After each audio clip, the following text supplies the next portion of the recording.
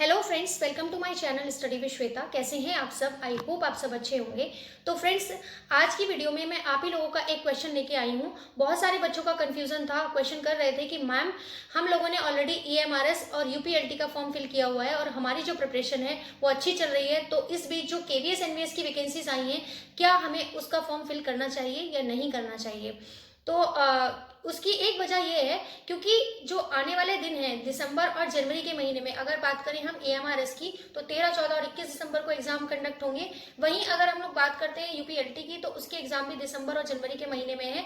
अलग अलग सब्जेक्ट की अलग अलग डेट बताई हुई है, ठीक है। और हालांकि केवीएस और एनवीएस की फॉर्म अभी फिलिंग चल ही रही है, उसी बीच उसने अपनी एग्जाम डेट भी डिक्लेयर कर दी है, जो कि है आपकी 10 और 11 जनवरी। तो अब बच्चों के बीच में ये कंफ्यूजन है कि जो दिसंबर और जनवरी में है ये सारे एग्जाम एक साथ हैं, तो इतने कम टाइम में हम लोग एग्जाम की प्रिपरेशन कर पाएंगे या नहीं कर पाएंगे। क्योंकि जो बच्चे बहुत लंबे टाइम से केवीएस एनवीएस की वैकेंसीज का वेट कर रहे थे और कहीं ना कहीं उसे प्रिपेयर भी कर रहे थे, तो इस बार केवीएस एनवीएस ने पूरा का पूरा जो अपना सिलेबस है, एग्जाम का पैटर्न है, वो पूरा चेंज कर दिया है। पेडागोजी पूरा सेक्शन उसने हटा दिया है और एक तरीके से कहें तो एसएससी वाला जैसा पैटर्न उसने टीयर 1 में लगा दिया है।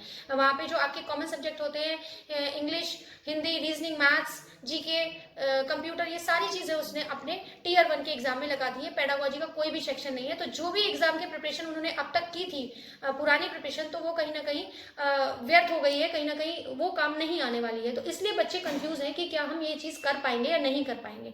तो देखिए, मैंने हर एक चीज को एनालाइज किया है, छोटी से छोटी चीज को एनालिसिस किया है कि किस बच्चे को एग्जाम फॉर्म फिल करना चाहिए या नहीं करना चाहिए, और सारी चीजों को एनालाइज करने के बाद ये वीडियो मैं आपको प्रोवाइड कर रही हूँ, ठीक है।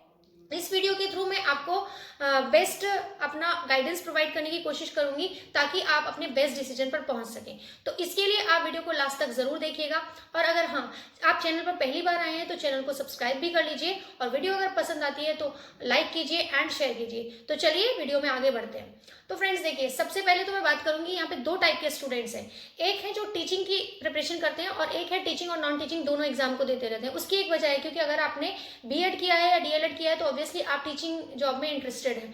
बट क्योंकि टीचिंग जॉब कोई 5 साल बाद आ रही है, कोई 7 साल बाद आ रही है, कोई 4 साल बाद आ रही है, तो उस बीच में कुछ बच्चे हैं जो अपना नॉन टीचिंग का भी अप्लाई कर देते हैं कि चलो जब तक ये वैकेंसी नहीं आ रही है तब तक ये वाली वैकेंसी हम कर लेते हैं। तो जितने भी बच्चे नॉन टीचिंग वाले हैं, जिसमें कि आप रेलवे ले लो, एसएससी ले लो, या फिर एनटीपीसी ले लो, उसके अलावा जो भी है आपके बैंकिंग का एग्जाम ले लो, ये सारे एग्जाम में आपके जो कॉमन सब्जेक्ट हैं, Hindi, English, reasoning, GK, maths, computer, ये सब में मोस्टली आते ही हैं। थोड़ा बहुत इसमें अपना अलग हो सकता है, बट मोस्टली ये कॉमन सब्जेक्ट आते हैं। तो वैसे बच्चों के ये कॉमन सब्जेक्ट स्ट्रांग होते हैं, है ना। या फिर अगर हम बात करें ईएमआरएस वालों की, तो ईएमआरएस वालों के लिए भी देखिए, जीके 10 मार्क्स की आ रही है, रीजनिंग 15 मार्क्स की आ रही है, आईसीटी 15 मार्क्स का है, उसके अलावा टीचिंग एप्टीट्यूड 30 मार्क्स, और ये सब तो पेडागोजी तो यहाँ से हटाई दिया, तो इसका तो कोई लेना देना नहीं है। उसके अलावा हिंदी और इंग्लिश भी आपके लिए क्वालिफाइंग नेचर का है, तो वो भी आप कहीं ना कहीं पढ़ रहे होंगे, ठीक है। तो अगर आप अपने ईएमआरएस के सिलेबस को मैच करते हैं केवीएस के सिलेबस से, तो आप देखेंगे कि जीके आपका जो है वो मैच हो रहा है, रीजनिंग मैच हो रही है, आईसीटी मैच हो रहा है, और हिंदी और इंग्लिश भी लगभग कॉमन हिंदी इंग्लिश इसमें आती है, वही जनरल ग्रामर और वही जनरल ग्रामर इसमें आती है, ठीक है। तो अगर आपकी प्रिपरेशन इन सब्जेक्ट में अच्छी है, और सिर्फ यहाँ पे क्या बचता है, एक मैथ्स बचता है, ठीक है, तो आप जो है 21 दिसंबर तक फ्री हो जाएंगे अपना ईएमआरएस का एग्जाम देने के बाद। और ये 5 सब्जेक्ट आप ऑलरेडी इस टाइम पढ़ रहे हैं, इनको और अच्छे से पढ़ना शुरू कर दीजिए। और बीच बीच में आपको टाइम मिलता है जैसे, या फिर आपका पढ़ने का मन नहीं करता अपना सब्जेक्ट या कोई और चीजें, तो आप बीच में 1 आध घंटा अभी से अपने मैथ्स को देना शुरू कर दीजिए। और बाद में मोटा मोटा आपके पास 20 दिन बचेंगे, जिसमें कि आप अपने मैथ्स को बहुत अच्छे से कर लीजिएगा, ठीक है। और साथ ही साथ ये जो सब्जेक्ट आपने अब तक पढ़े हैं इनको भी अच्छे से कर लीजिएगा, तो आप केवीएस एनवीएस का एग्जाम क्वालिफाई करने की स्थिति में होंगे। अब बात कर लेते हैं यूपीएलटी वाले बच्चों की, या फिर ऐसे बच्चों की जो लोग सिर्फ और सिर्फ टीजीटी पीजीटी की प्रिपरेशन करते हैं। मैं ऐसे पर्सनली कई लोगों को जानती हूँ जो लोग सिर्फ अपने टीजीटी पीजीटी की प्रिपरेशन करते हैं और उनकी सब्जेक्ट में कमांड है, उसके अलावा वो बाकी चीजें नहीं पढ़ते हैं या इंटरेस्टेड नहीं है।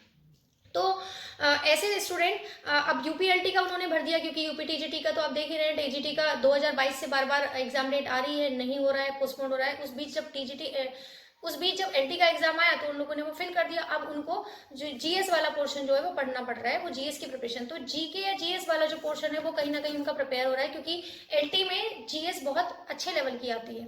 लेकिन बाकी के सब्जेक्ट का क्या, जो रीजनिंग है, हिंदी है, इंग्लिश है, मैथ्स है, आपके ये सारी, कंप्यूटर है, ये सारी चीज़ें वो नहीं पढ़ रहे होंगे ऑब्वियसली। वो अपने सब्जेक्ट कंसर्न, क्योंकि उनका सब्जेक्ट ज़्यादा मार्क्स का आता है, सब्जेक्ट का वेटेज 120 मार्क्स का है, और उन्होंने कोई नॉन टीचिंग वाला एग्जाम भी नहीं दिया है। रिसेंट में डीएसएसबी वगैरह जैसे एग्जाम भी नहीं दिए हैं, क्योंकि डीएसएसबी में भी ये 5 सब्जेक्ट आपने पढ़े हैं। तो जिन भी बच्चों ने ये सारी चीज़ें पढ़ रखी हैं या पढ़ रहे हैं या किसी और एग्जाम के लिए पढ़ी हैं, तो उनको वो ये वाला एग्जाम दे सकते हैं, क्योंकि आपके पास थोड़ा टाइम बच जाएगा, ठीक है। और यूपीएलटी वाले बच्चे में भी कुछ ऐसे बच्चे हैं जिन्होंने अभी रिसेंट में डीएसएसबी का एग्जाम दिया है या फिर नॉन टीचिंग का भी कुछ दिया है। तो अगर आपको लोगों का एग्जाम दिसंबर में के महीने में लगा हुआ है, तो आप दिसंबर में फ्री हो रहे हैं, तो आप केवीएस एनवीएस का फॉर्म फिल करिए। और अगर आपका एग्जाम जनवरी के महीने में और आसपास ही है, तो मैं आपसे कहूँगी कि वो वाला आप एग्जाम ना फॉर्म फिल करिए। क्यों? उसकी एक वजह है, क्योंकि आपने ऑलरेडी ये वाले सब्जेक्ट जो है वो आपके वीक हैं, है ना। और आप कहीं ना कहीं अपने सब्जेक्ट में आपकी अच्छी पकड़ है, आप अपने सब्जेक्ट में बहुत लंबे टाइम से प्रिपरेशन कर रहे हैं, तो वो एग्जाम आपका अच्छा चला जाएगा। लेकिन जब भी आप केवीएस का फॉर्म फिल कर देंगे तो आप डाइवर्ट हो जाएंगे अपने सब्जेक्ट से, और आप ये सारी चीज़ें पढ़ने लगेंगे। और देखिए 40-45 दिन में ये सारे सब्जेक्ट पे कमांड लाना इतना ईजी भी नहीं है। तो मेरा आपसे सजेशन है, तो फिर आप ये वाला फॉर्म ना फिल करिए, अपने एलटी पर फोकस कीजिए और अपना एलटी का जो भी आपका सब्जेक्ट है उसको अच्छे से पढ़िए, जीएस को अच्छे से पढ़िए और अपना एग्जाम क्वालिफाई कीजिए। तो ये थी मेरी तरफ से कुछ एनालिसिस जो मैंने आपके साथ शेयर की है।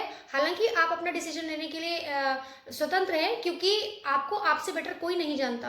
आपकी क्या स्ट्रेंथ है, क्या वीकनेस है, आप ज़्यादा बेटर समझते हैं। ये वीडियो मैंने आपकी हेल्प के लिए बनाई थी। आप ये सारी चीज़ों को एनालाइज कर सकते हैं और अपना एक बेस्ट डिसीजन ले सकते हैं। तो वीडियो अगर आपको थोड़ी सी भी हेल्पफुल लगी हो तो वीडियो को लाइक कीजिए, शेयर कीजिए अपने उन फ्रेंड्स के साथ जो आप ही की तरह कंफ्यूजन की स्थिति में है, ताकि वो भी ये सारी चीज़ें सुन के समझ के अपना एक बेस्ट डिसीजन ले सके कि उनको फॉर्म फिल करना है या नहीं करना है। तो चलिए इस वीडियो में इतना ही, मिलते हैं एक और नई वीडियो में। Thanks for watching.